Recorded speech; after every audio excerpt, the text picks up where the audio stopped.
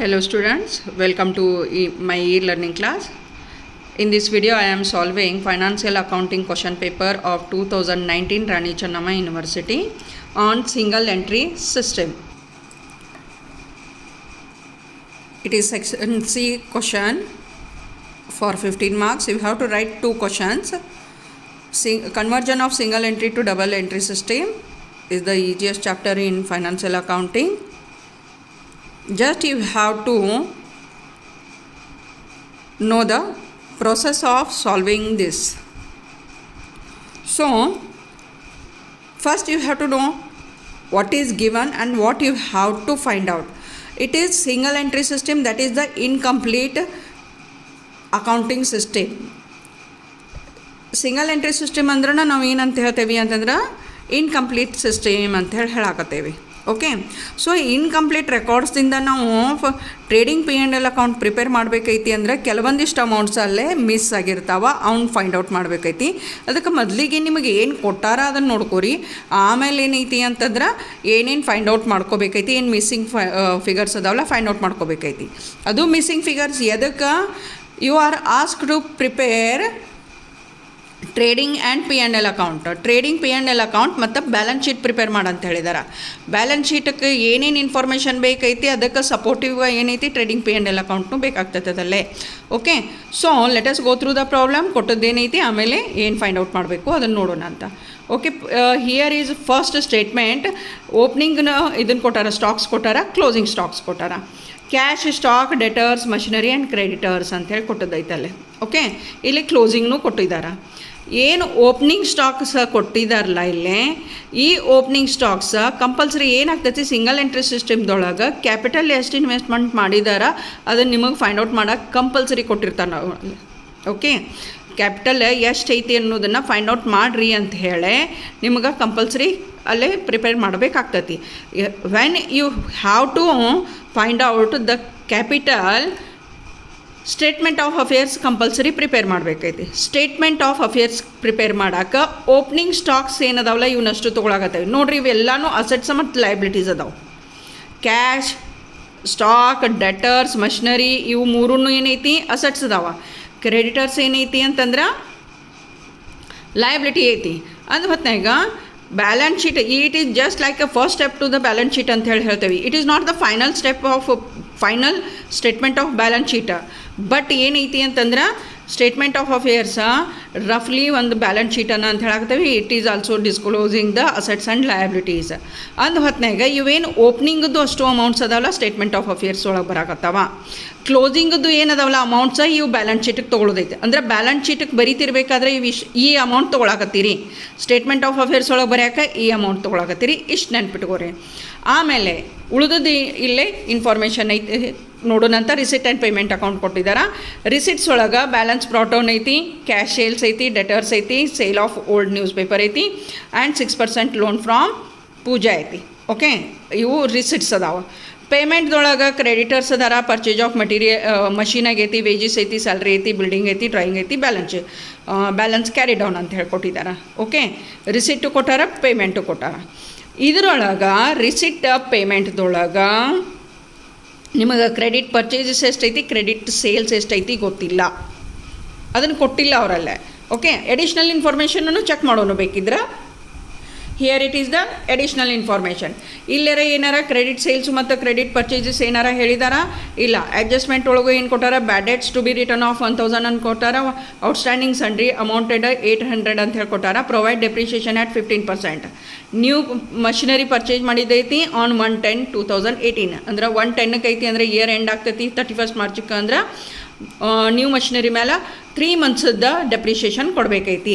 You are ask to prepare trading P&L account and balance sheet for the date on 31/3/2019 ಅಂತ ಹೇಳಿದಾರಲ್ಲಿ. Okay,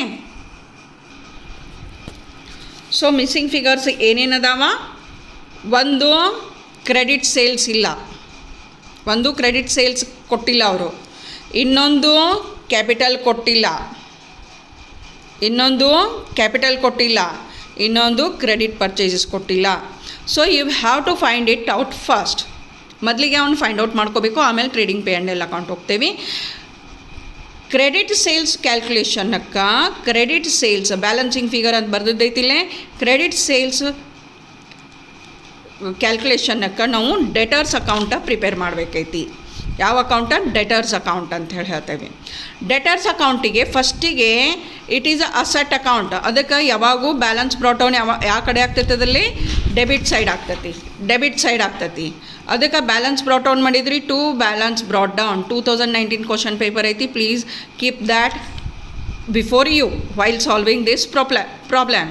debtors ಅಕೌಂಟಕ್ಕೆ debit side balance ನೀವು brought down ಮಾಡಿದ್ರಿ 15,000 ಅಂತೇಳಿ. ಇದನ್ನು ಆಮೇಲೆ ಬರೋನು.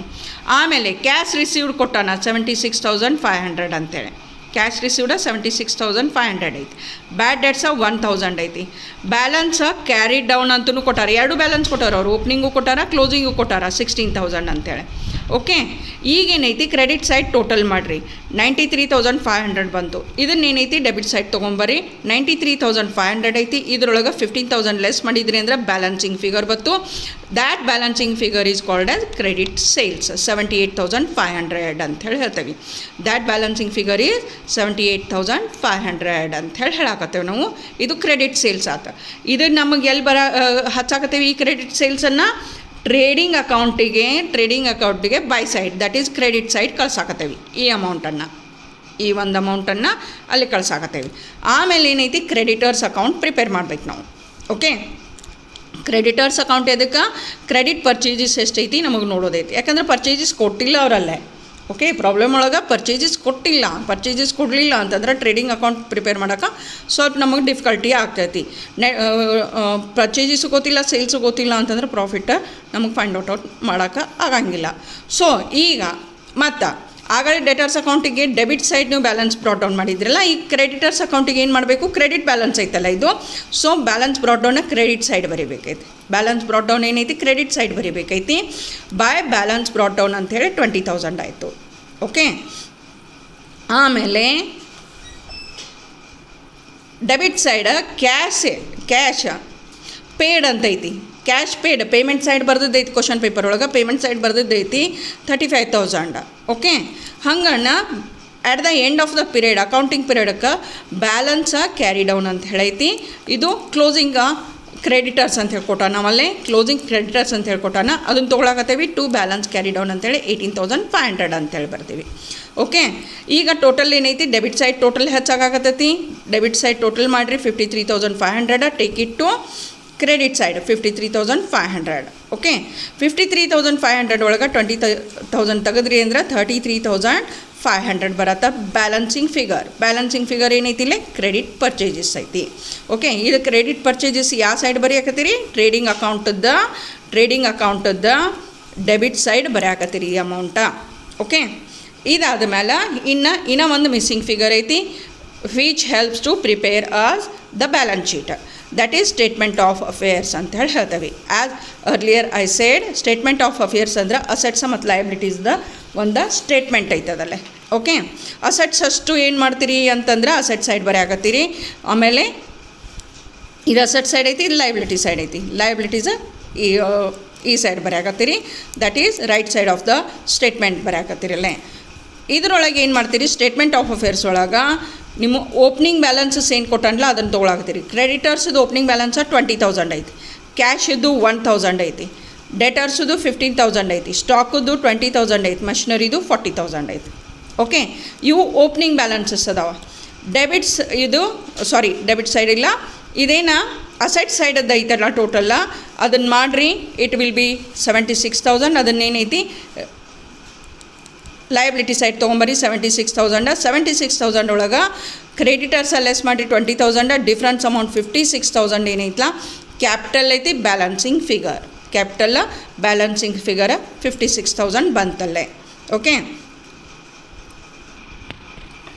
ಈಗೇನೈತಿ trading account. Missing figures calculation ಆದಕೂಳೆ ಏನು ಮಾಡಾಕತ್ತೇವಿ? ಟ್ರೇಡಿಂಗ್ ಅಕೌಂಟ್ ಪ್ರಿಪೇರ್ ಮಾಡಾಕತ್ತೇವೆ. Trading P&L account for the year ending 31/3/2019 ಅಂತ ಹೇಳ್ತೇವೆ.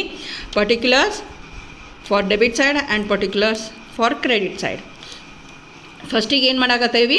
ಟು ಓಪನಿಂಗ್ ಸ್ಟಾಕ್ ಎಷ್ಟೈತಿ? 20,000. ಓಕೆ, ಓಪನಿಂಗ್ ಸ್ಟಾಕ್ ಎಷ್ಟೈತಿ? 20,000 ತೊಗೊಂಡ್ವಿ. ನೆಕ್ಸ್ಟ್ ಪರ್ಚೇಜಸ್ ಕ್ರೆಡಿಟ್ ಪರ್ಚೇಜಸ್ ಆಗಲೇ ಕ್ಯಾಲ್ಕುಲೇಷನ್ ಮಾಡಿದ್ದು ಬ್ಯಾಲೆನ್ಸಿಂಗ್ ಫಿಗರ್ ಇತ್ತಲ್ಲ 33,500. ವೇಜಸ್ 15,100. ನೆಕ್ಸ್ಟ್ ಸೇಲ್ಸ್ ಒಳಗೆ ಕ್ಯಾಶೂ ಐತಿ ಕ್ರೆಡಿಟೂ ಐತಿ. ಕ್ಯಾಶ್ ಸೇಲ್ಸ್ 8,200 ಐತಿ. ಕ್ಯಾಶ್ ಪೇಮೆಂಟ್ ಮಾಡಿದ್ದನ್ನು ಅಲ್ಲಿ ಬರ್ದಿದ್ದು ಐತಲ್ಲೇ. ಓಕೆ, 8,200 ಐತಿ. ಪ್ಲಸ್ ಏನು ಮಾಡ್ತೀರಿ, credit sales calculation balancing figure ಇತ್ತಲ್ಲ ಆ ಅಮೌಂಟ್ ಇದು 78,500. ಟೋಟಲ್ 86,700. ಕ್ಲೋಸಿಂಗ್ ಸ್ಟಾಕ್ 19,500 ಐತಿ. 19,500 ಐತಿ. ಕ್ವಶನ್ ಪೇಪರ್ ಒಳಗೆ ಸ್ವಲ್ಪ ರೆಫರ್ ಮಾಡಿರಿ, ಬರೆದಿಟ್ಕೋರಿಲ್ಲ ಅಂದ್ರೆ ಸ್ಟಾರ್ಟಿಂಗನ್ನು ಆಗಲೇ ತೋರ್ಸಾಕತ್ತಿದ್ನಲ್ಲ ಅವಾಗ ಬರೆದಿಟ್ಕೋರಿ ಇದನ್ನು. ಸೊ ಟೋಟಲ್ ಮಾಡಿರಿ 1,06,200 ಆಕತಿ. Take it to debit side 1,06,200. Difference amount gross profit 37,600. ಇದನ್ನು ಕ್ಯಾರಿ ಡೌನ್ ಅಂತ ಹೇಳ್ತೀರಿ. It is brought down to P&L account by gross profit brought down ಅಂತೇಳಿ 37,600. ಇನ್ನೂ ಒಂದು ರಿಸಿಟ್ ಅಮೌಂಟ್ ಐತಿ, sale of old newspaper ಅಂಥೇಳಿ. ರಿಸಿಟ್ ಆ್ಯಂಡ್ ಪೇಮೆಂಟ್ ಅಕೌಂಟ್ ಕೊಟ್ಟನಲ್ಲ question paper ಒಳಗೆ, sale of old newspaper ಅಂಥೇಳಿ 300 ರೂಪೀಸ್ ಕೊಟ್ಟನ. ಅದು ರಿಸಿಟ್ ಸೈಡ್ ಬರೆಯಾಕತ್ತೀರಿ. That is credit side of the P&L account 300 ಆಯಿತು. ಓಕೆ, ಇನ್ನು ಡೆಬಿಟ್ ಸೈಡದ ಅಮೌಂಟ್ ಬರೆಯೋಣಂತ. ಸ್ಯಾಲ್ರಿ ಕೊಟ್ಟಾನ 11,200 ಅಂತೇಳಿ. ಔಟ್ಸ್ಟ್ಯಾಂಡಿಂಗ್ ಸ್ಯಾಲ್ರಿ ಅಂಥೇಳಿ ಅಡ್ಜಸ್ಟ್ಮೆಂಟ್ ಒಳಗೆ ಕೊಟ್ಟಾನ 800. ಅಡ್ಜಸ್ಟ್ಮೆಂಟ್ ಒಳಗೆ ಕೊಟ್ಟದೈತಿ, ಅದನ್ನು ಆ್ಯಡ್ ಮಾಡಿರಿ. ಟೋಟಲ್ 12,000. ಆಮೇಲೆ ಡೆಪ್ರಿಷಿಯೇಷನ್ ಆನ್ ಮಷಿನರಿ ಮಾಡಾಕತ್ತೀರಿ. 15% ಡೆಪ್ರಿಷಿಯೇಷನ್ ಚಾರ್ಜ್ ಮಾಡ್ರಿ ಅಂತ ಹೇಳ್ಯಾರ. ಬಿಲ್ಡಿಂಗದ ವ್ಯಾಲ್ಯೂ ಎಷ್ಟೈತಿ, 40,000. ಬಿಲ್ಡಿಂಗದ ವ್ಯಾಲ್ಯೂ 40,000 ಐತಿ. ಆ 40,000 ಮೇಲೆ 15% ಅಂದರೆ 6,000 ಆಯಿತು. ಆಮೇಲೆ new machinery has been purchase about 1,000 new machinery purchase ಮಾಡ್ಯಾರ. ಅದ್ರ ಮೇಲೆ 15% ಡೆಪ್ರಿಷಿಯೇಷನ್ ಚಾರ್ಜ್ ಮಾಡಿದ್ರೆ ಅದು 150 ಬಂತು. 1,000 15% ಅಂದ್ರೆ 150 ಬಂತು. ಅದನ್ನೇನೈತಿ ಖರೀದಿ ಏನೈತಲ್ಲ, ಖರೀದಿ 1 ಅಕ್ಟೋಬರ್ಗೆ ಮಾಡಿದ್ದೈತಲ್ಲೇ, 1 ಅಕ್ಟೋಬರ್ಗೆ ಮಾಡಿದ್ದೈತಿ. ಅಕ್ಟೋಬರ್ ತಕ ಅಂತಂದ್ರೆ April, May, June, July, August, September 6 ತಿಂಗಳು ಆಗ್ತದಲ್ಲೇ. ಸೊ ಫಾರ್ 6 ಮಂತ್ ನಾವೇನು ಮಾಡಬೇಕೈತಿ ಅಂತಂದ್ರೆ 6 ಮಂತ್ ಏನೈತಿ ಅಂತಂದ್ರೆ ಡೆಪ್ರಿಷಿಯೇಷನ್ ಚಾರ್ಜ್ ಮಾಡಬೇಕೈತಿ. ಇನ್ನು ಉಲ್ಟಾನು ಹಿಂಗೂ ಮಾಡ್ಬೋದು. October, November, December, January, February and March. Okay, 6 ಮಂತನ್ನು ನಾವು ತೊಗೊಳಕತ್ತೇವೆ. 6/12 ಮಾಡಿದ್ರೆ 75 ಬಂತು. ಟೋಟಲ್ ಡೆಪ್ರಿಷಿಯೇಷನ್ನ 6,075. ಓಕೆ, ನೆಕ್ಸ್ಟ್ ಇನ್ನೂ ಒಂದು ಅಮೌಂಟ್ ಐತಿ, ಇದನ್ನು ಎಲ್ಲೂ ಮೆನ್ಷನ್ ಮಾಡಿಲ್ಲ ಅವರಲ್ಲೇ. ಬಟ್ 6% ಲೋನ್ ಫ್ರಾಮ್ ಪೂಜಾ ಅಂತಂದು ಕೊಟ್ಟಾರ. ಅಂದ್ರೆ whole of the amount is given. Whole of the amount ಕೊಟ್ಟಾರ ಅವರಲ್ಲೇ. ಅದ್ರ ಮೇಲೆ ಇಂಟ್ರೆಸ್ಟ್ ಚಾರ್ಜ್ ಮಾಡಿದ್ದು ಕೊಟ್ಟಿಲ್ಲ. So we have to charge the interest.